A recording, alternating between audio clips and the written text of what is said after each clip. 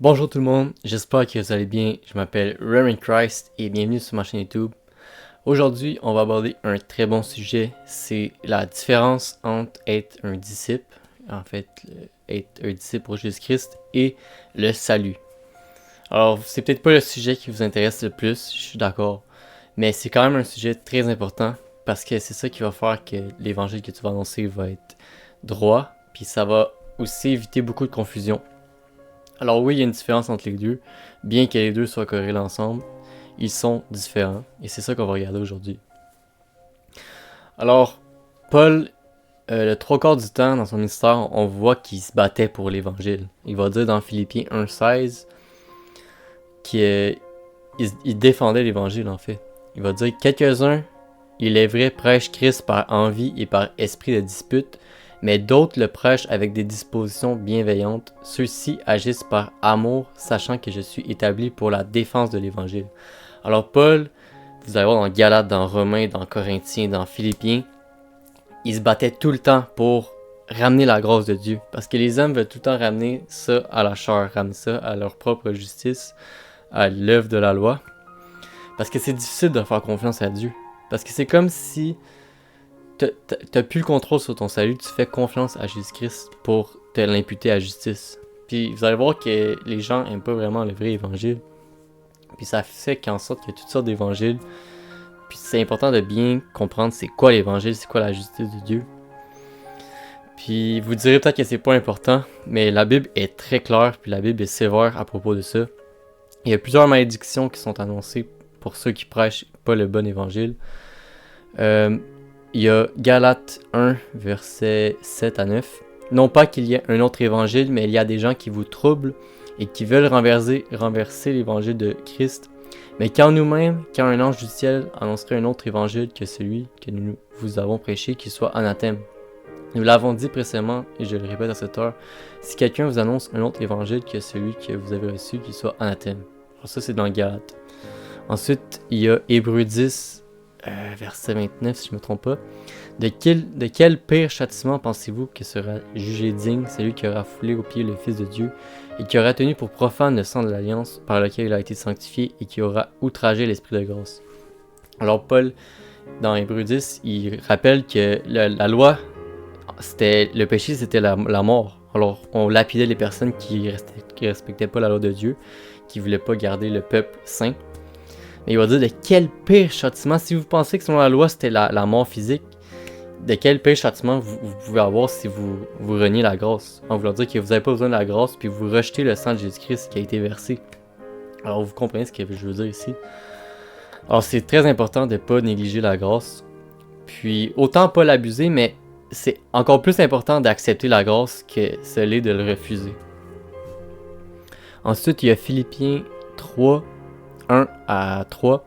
Au reste, mes frères, réjouissez-vous dans le Seigneur. Je me lasse point de vous écrire les mêmes choses. Et pour vous, cela est salutaire. Prenez garde aux chiens, prenez garde aux mauvais ouvriers, prenez garde aux faux circoncis, car les circoncis, c'est nous qui rendons à Dieu notre culte par l'Esprit de Dieu, qui nous glorifions en Jésus-Christ et qui ne mettons point notre confiance en la chair. Alors, ici, Paul, il commence verset 1. Il dit « Je ne me lasse point de vous écrire les mêmes choses, et pour vous, cela est salutaire. » Alors, il le rappelle que ce que je vous écris, c'est salutaire, c'est une question de salut. En quoi tu as mis ta confiance? Puis il va rappeler qu'il y a des personnes des mauvais ouvriers, puis quand il parle des faux circoncis, c'est des personnes qui, comme il va dire plus loin, qui mettent leur confiance en la chair. Ils ne mettent pas leur confiance en la justice de Dieu, en Jésus-Christ.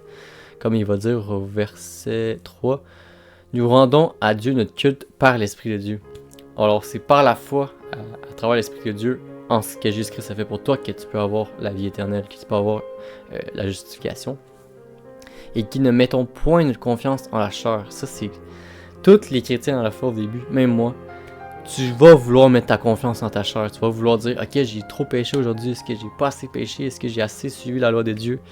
Tu vas avoir ce combat-là parce que tu cherches encore à te justifier par Christ, mais tu comprends pas encore que c'est vraiment ta foi dans le sang de Jésus-Christ qui te libère de toute cette condamnation-là. Puis on a aussi James 3.1. C'est Jacques ici. Mes frères, qu'il n'y ait pas parmi vous un grand nombre de personnes qui se mettent à enseigner, car vous savez que nous serons jugés plus sévèrement. Alors c'est clair que quand tu enseignes, ce que tu dis a énormément d'impact parce que tu annonces la parole de Dieu. Tu annonces la chose la plus sacrée dans ce monde-là, c'est la parole de Dieu. Il faut que tu l'annonces droitement. Je dis pas qu'on va être parfait, c'est impossible, mais il faut que tu t'efforces à enseigner droitement. Matthieu 23:13. Malheur à vous, scribes et pharisiens hypocrites, parce que vous fermez aux hommes le royaume des cieux, et vous n'y entrez même pas vous-même, et vous ne laissez pas entrer ceux qui veulent entrer. Alors Jésus-Christ était très très très sévère avec les personnes qui mettaient leur confiance en leur chair. Alors, les personnes qui ils croyaient pas au sauveur qui allait venir, ils croyaient en leur propre justice, en ce qu'ils faisaient de bien ou ce qu'ils faisaient qui faisait pas de pas bien pour obtenir l'approbation de Dieu, le salut en fait. Puis Matthieu 7, 21-23, ça c'est un autre avertissement sévère que Jésus-Christ a donné ici, c'est ceux qui me disent Seigneur, Seigneur n'entreront pas tous dans le royaume des cieux, mais celui-là seul qui fait la volonté de mon Père qui est dans les cieux. Alors Jésus-Christ dit clairement que c'est pas parce que tu fais des choses, c'est pas parce que tu prophétises que tu m'appelles Seigneur que tu as fait ma volonté, vous comprenez? La volonté de Jésus-Christ, c'est qu'on croit en lui pour nos péchés, puis qu'on soit réconcilié avec Dieu. Alors ça, c'est pour les avertissements, pour ceux qui disent que c'est pas important. Alors, c'est quand même... Ça, c'est quelques-uns des avertissements, bien sûr, il y en a d'autres. Alors, c'est quoi être un disciple de Jésus-Christ? Il y a plusieurs versets dans Matthieu, Marc, Luc et Jean qui nous l'expliquent très bien. Alors, Matthieu 16, à partir du verset 21. Dès lors, Jésus commençait à faire connaître à ses disciples qu'il fallait qu'il allât à Jérusalem, qu'il souffrit beaucoup de la part des anciens, des principaux sacrificateurs et des scribes, qu'il fut mis à mort et qu'il ressuscita le troisième jour. Alors, tranquillement, Jésus-Christ les prépare à comprendre qu'il allait mourir pour leur péché, comme Ésaïe 53. Alors, c'était tout prophétisé d'avance, mais les disciples ne comprenaient pas encore pleinement la révélation qu'il allait être un sacrifice pour eux. Là, vous allez voir que les disciples vont dire non, non, tu vas pas faire ça, Seigneur, impossible que tu vas te faire tuer. Puis là, Jésus-Christ va dire arrière de moi, Satan, tu mets en scandale car tes pensées ne sont pas les miennes, mais celles des hommes. Alors Jésus dit à ses disciples si quelqu'un veut venir après moi, qu'il renonce à lui-même, qu'il se charge de sa croix et qu'il me suive. Alors il y a beaucoup de personnes qui utilisent ces versets-là comme étant l'évangile. Alors il y a des Billy Graham qui va utiliser souvent ce verset-là. Alors il dit si quelqu'un veut venir après moi, qu'il renonce à lui-même et qu'il se charge de sa croix et qu'il me suive, s'il veut être sauvé. Alors vous voyez que c'est pas une question de salut ici, c'est si tu veux être un disciple, tu renonces à toi-même carrément, tu portes ta croix et tu suis Jésus-Christ, tu fais ce qu'il veut que tu fasses pour sauver les autres en fait. Verset 25. Car celui qui voudra sauver sa vie la perdra, mais celui qui la perdra à cause de moi la trouvera. Alors ici Jésus-Christ nous dit clairement que si tu veux garder ta vie actuelle, tu veux garder ton travail, ta famille, tes choses de la vie terrestre, tu vas perdre les choses de la vie céleste. Alors il dit clairement qu'ici qu'il faut que tu ailles en perspective les choses célestes puis les choses terrestres, il faut que ce soit quelque chose qui est temporaire en fait. Alors ça doit être ce que c'est. Verset 26. Et que servirait-il à un homme de gagner tout le monde s'il perdait son âme?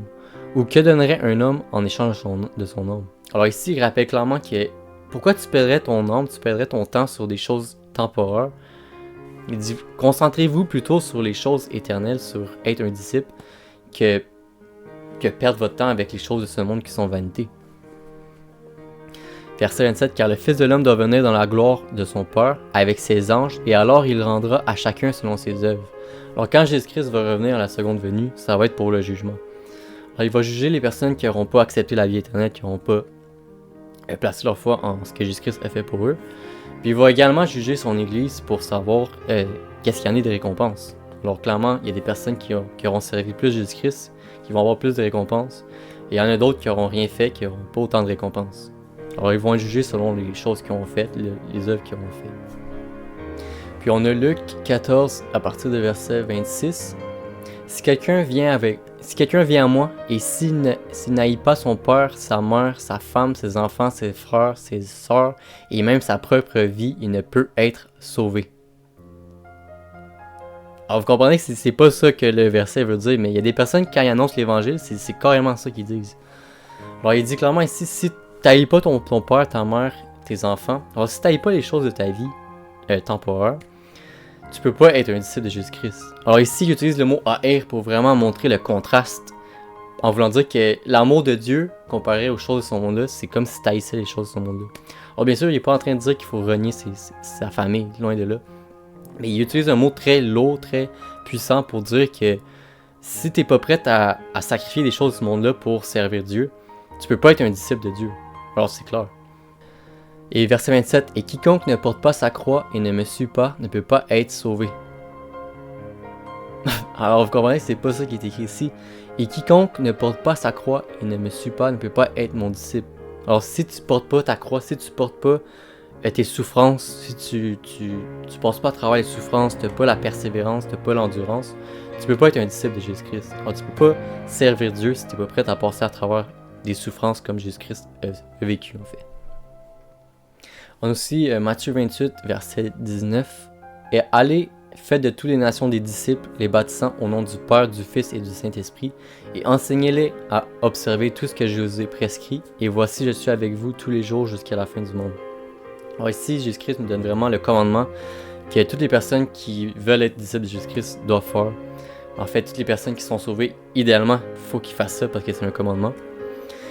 C'est de faire de toutes les nations des disciples. Alors, tu es supposé enseigner les autres, tu es supposé fortifier le corps de Jésus-Christ, le corps de Christ, jusqu'à la fin du monde. Alors, jusqu'à le moment que Jésus-Christ va revenir. Puis on a Jean 13, 34 et 35. « Je vous donne un commandement nouveau. Aimez-vous les uns les autres comme je vous ai aimé. Vous aussi, aimez-vous les uns les autres. À ceci, tous reconnaîtront que vous êtes sauvés. » Vous comprenez que c'est pas ça qui est écrit ici. « À ceci, tous reconnaîtront que vous êtes mes disciples si vous avez de l'amour les uns pour les autres. » Alors c'est vraiment important de discerner ici que c'est quand tu as l'amour, tu démontres que tu es un serviteur de Jésus-Christ. Alors Jacques va dire la foi sans les œuvres, c'est une foi morte. On va dire, t'as beau dire aux autres que tu as la foi, t'as beau dire aux autres que tu crois en Jésus-Christ, que tu es sauvé, mais si tes œuvres, ils démontrent pas ce que dans ton cœur, ça sert à rien, vous comprenez? C'est pas une question que tu n'es pas sauvé, encore une fois, c'est juste que si tu démontres pas aux autres par des œuvres, si tu t'aides pas les autres, si tu leur enseignes pas la parole de Dieu, à quoi ta foi à leur sert, vous comprenez? Alors ça, c'est quelques-uns des versets qui parlent vraiment du disciple-là, puis c'est quoi être un disciple de Jésus-Christ. Alors on voit clairement que ça coûte quelque chose, c'est pas gratuit. Alors si tu veux être un disciple de Jésus-Christ, tu vas devoir persévérer, tu vas devoir avoir des souffrances nécessairement, des tribulations, des oppressions, même des persécutions. Puis c'est ça, c'est quelque chose qui coûte, c'est quelque chose qui est coûteux, puis qui demande un sacrifice de ta part en fait. Maintenant, si on va voir les versets qui attraient au salut, alors nécessairement ces versets-là vont être annoncés la plupart du temps par le ministère de Paul, parce que c'est là que Jésus-Christ était mort. On embarque dans le Nouveau Testament quand Jésus-Christ a versé son sang sur la croix. Romains 11, 6. « Or, si c'est par la grâce, ce n'est plus par les œuvres, autrement la grâce n'est plus une grâce. Et si c'est par les œuvres, ce n'est plus une grâce, autrement l'œuvre n'est plus une œuvre. » Alors ici, Paul, il montre clairement la différence entre la grâce et les œuvres. Tu peux pas parler de grâce en mélangeant les œuvres. Alors si tu parles de grâce, il n'y a plus d'œuvres pour... c'est carrément deux choses différentes qui ne peuvent pas s'entreposer un l'autre. Alors si c'est par les œuvres, c'est plus par la grâce. Si c'est par la grâce, c'est plus par les œuvres. Alors ça, c'est pour le salut. Maintenant, on a 1 Corinthiens 15, 1 à 4, qui est l'évangile en fait. « Je vous rappelle, frères, l'évangile que je vous ai annoncé, que vous avez reçu, dans lequel vous avez persévéré, et par lequel vous êtes sauvés. Si vous le retenez tel que je vous l'ai annoncé, autrement vous auriez cru en vain. Je vous ai enseigné avant tout, comme je l'ai reçu, que Christ est mort pour nos péchés selon les Écritures, qu'il a été enseveli et qu'il est ressuscité le troisième jour selon les Écritures. » Alors c'est puissant ce passage-là qui nous annonce l'évangile, parce que c'est clairement ce que Jésus-Christ a fait pour nous. C'est pas ce qu'on fait pour nous, c'est pas une question d'être un disciple, c'est une question de en quoi tu as placé ta confiance, comme Philippiens 3 va dire. Les faux circoncis, c'est ceux qui viennent à toi puis ils t'enseignent que tu dois mettre ta confiance en ta chair pour être sauvé. Alors c'est des faux apôtres, ils n'enseignent pas la vraie évangile en fait. Puis c'est puissant ici parce que 1 Corinthiens 15, 1 à 4, il nous dit selon les Écritures. Puis longtemps je l'avais pas compris, mais ça m'a tellement béni quand j'ai compris, ok, selon les Écritures, parce que c'était tout prévu d'avance dans l'Ancien Testament. Alors vous allez voir Ésaïe 53, vous allez voir dans Zacharie quand Dieu va dire que vous m'avez percé, moi. Il va prendre vraiment l'identité de Jésus-Christ en étant Dieu. Puis, c'est là qu'on voit que c'est selon les Écritures parce que c'était tout planifié d'avance que Jésus-Christ allait payer pour nos péchés sur la croix. Alors, c'est là que ça démontre que c'est sa volonté. Alors, il y a des personnes qui pensent que le mystère de Jésus-Christ et le mystère de Paul sont différents. Ils vont enseigner juste le disciple-là. Ils vont enseigner que tu es sauvé par les œuvres parce qu'ils pensent que Jésus-Christ enseignait ça. J'ai fait la vidéo qui explique clairement que leurs ministères sont différents. Non nécessairement, Jésus-Christ est encore dans l'Ancien Testament parce que ce qu'il enseignait, c'était avant sa mort. La plupart de Matthieu, Marc, Luc et Jean, c'est avant que Jésus-Christ verse son sang à la croix. Tandis que Paul, son ministère, c'est purement quand Jésus-Christ est mort à la croix. Puis il y a un autre passage qui est choquant, c'est Jean 6. C'est un passage que beaucoup de personnes ne comprennent pas vraiment. En fait, les catholiques. C'est Jean 6, 54. On va commencer à 53. Jésus leur dit, en vérité, je vous le dis, si vous ne mangez la chair du Fils de l'homme et si vous ne buvez son sang, vous n'avez point la vie en vous-même. Celui qui mange ma chair et qui boit mon sang a la vie éternelle, et je le ressusciterai au dernier jour. Car ma chair est vraiment une nourriture et mon sang est vraiment un breuvage. Alors quelqu'un qui met sa confiance dans la chair, il va pas comprendre ça du tout. Alors les catholiques, ce qu'ils font, c'est qu'ils boivent vraiment le vin en pensant que c'est le sang. Ils vont manger vraiment tout ce qui pense être la chair de Jésus-Christ. Puis ça a un nom, c'est le... Je me rappelle plus du nom, mais ça a un nom. Mais ils font encore confiance en leur chair. Comme Paul va leur dire dans Philippiens 3, c'est des faux circoncis. Ils pensent qu'en mangeant quelque chose physiquement, en faisant des choses avec la chair, ils vont avoir la vie éternelle. Mais c'est pas ça que Jésus-Christ est en train de dire ici. Il fait référence au sacrifice de l'Ancien Testament. Quand on devait manger le sacrifice, on buvait pas le sang. Mais quand il parle de boire le sang ici, c'est vraiment de consommer le sacrifice. Alors tu consommes le sang qui a été versé pour toi. De ta foi que ce sang-là qui a été versé, c'était un sacrifice qui était pour toi. Alors c'est ça, avoir la foi en Jésus-Christ, c'est par l'Esprit de Dieu. Tu as la foi que Jésus-Christ a tout payé à la croix pour toi. Alors je ne vais pas faire une vidéo trop longue parce que sinon les gens ne vont pas écouter jusqu'à la fin. Mais c'est un sujet très important, puis je pense qu'il y a énormément de confusion dans l'Église à propos de ça. Puis c'est là que vous allez voir le Lordship Salvation, le salut par Seigneurie, qui m'a tant fait mal dans la foi, qui m'a tant mis de la confusion. Parce que le salut par Seigneurie, c'est qu'ils prennent le disciple-là, puis ils prennent le salut. En gros, ils prennent les œuvres, ils prennent la grâce, puis ils les mélangent ensemble. Pour faire un faux évangile qui sonne bien aux oreilles des hommes, mais c'est pas la volonté de Dieu. Puis Paul s'est efforcé pendant tout son ministère à discerner puis à mettre de côté toutes ces fausses doctrines-là. Il dit, qui vous a fasciné, vous ou qui Jésus-Christ a été peint comme crucifié dans Galates 1 ou Galates 3, si je ne me trompe pas. Alors les hommes, on est tellement portés par orgueil à faire confiance à notre chair, à faire confiance à ce qu'on fait. Puis ça nous amène à tout le temps vouloir, par la peur, par le manque de foi, à mélanger les versets dans la Bible, les concepts pour enseigner aux hommes qu'on est sauvés par le disciple-là. Est-ce qu'on a assez suivi Jésus-Christ? Est-ce qu'on a assez porté notre croix? Mais c'est pas ça que Jésus-Christ veut pour nous. C'est vraiment qu'on soit dans la liberté. Oui, il veut que tu serves Jésus-Christ. Je suis pas en train de dire qu'il faut pas servir Jésus-Christ. Il y a tout le temps des personnes qui veulent abuser de la grâce et dire tu prêches la grâce parce que tu veux continuer à pécher. Il y a tout le temps ces personnes-là qui accusaient Paul de prêcher la grâce puis qu'on pouvait pécher comme on voulait. Mais Paul, il dit non, c'est pas une question de faire abonder la grâce, c'est une question de suivre la justice de Dieu. Alors c'est autant plus important d'accepter la grâce que de la rejeter. Alors quelqu'un qui rejette la grâce, il n'y a plus rien pour le racheter. Mais quelqu'un qui abuse de la grâce, au moins il est dans la grâce, faut se le dire. Alors c'est ça qui est important de voir ici. Puis comme je dis, le Lordship Salvation a frappé l'Église, puis ça fait partie des fausses doctrines, puis des faux évangiles que Paul nous avertissait à tour de bras dans toutes les lettres qu'il envoyait. Puis ça va vous nuire dans votre marche avec le Seigneur, je vous le garantis. Je vois énormément de personnes, moi-même, ça m'est arrivé d'être confus à propos des versets, puis penser que certains versets se contredisent, mais c'est pas le cas. La parole de Dieu est claire. Puis si ça a attrait à être un disciple, ça n'a pas attrait au salut. Puis si ça a attrait au salut, ça n'a pas attrait aux disciples. Alors bien que les deux soient corrélés ensemble, ils sont différents, ils sont à distinguer. Alors j'espère que c'était clair, je sais ça fait quand même 20 minutes que je parle, mais j'espère que ça va vous aider à mieux comprendre la parole de Dieu, à améliorer votre relation avec le Seigneur.